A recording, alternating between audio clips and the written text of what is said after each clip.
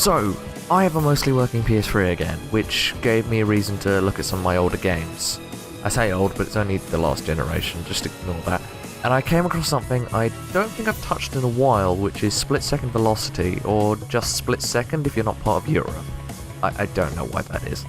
It's kind of a dumb arcade racing game where you kind of race, destroy and survive, and that's how you get to the finish line. It was actually published by Disney, believe it or not, and I don't know what's up with that either, to be honest. It's easy to detach yourself because of how ridiculous everything is, but surely I'm killing all these people in horrific car accidents? I guess the moral complexity of a 2010 explodey car game published by Disney is a topic for another time, maybe? For now, I just want to show off what I like about the game and why I think it might be worth a cheap buy if you like this kind of dumb stuff. I keep referring to it as dumb, but it's kind of really charming dumb, if you know what I mean. The sheer level of destruction and carnage is bloody hilarious, and apparently also the stage for some sort of TV show in this universe. What dystopian shit is happening in this game? It's pretty gorgeous carnage too, though. This game has aged damn well for a near 7-year-old title. I particularly love the lighting on the cars and the effects. It's like a visual attack of saturated colour, bright explosions, and aggressive dirt effects. I love it. Granted, it would need good gameplay to make use of this, and I think it offers a pretty good experience. Key way of winning a race is by triggering explosions that kind of hinder the other player. They might crash or go off the course. And you get the ability to do this by drifting, drafting, and avoiding danger very closely, like a near miss. And this fills up a meter that allows you to trigger a colossal set of explosives if you get it to full. And it sometimes changes the entire race course, and it's awesome. I usually try and save up as much meter as I can for those. Not because they're any more effective, but I think they're really cool, okay? It's exhilarating, but I must admit only for a while. If you play it a lot, especially race mode, you kind of lose your sense of awe.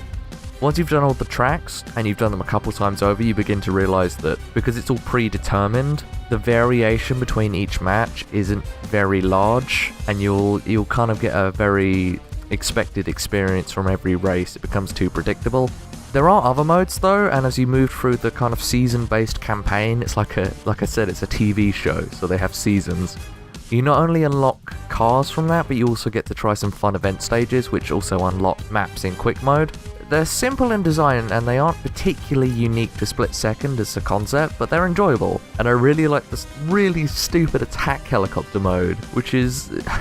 I actually feel like I'm taking part in a cheesy action movie, with just me trying to dodge all these explosions like it's some kind of action scene.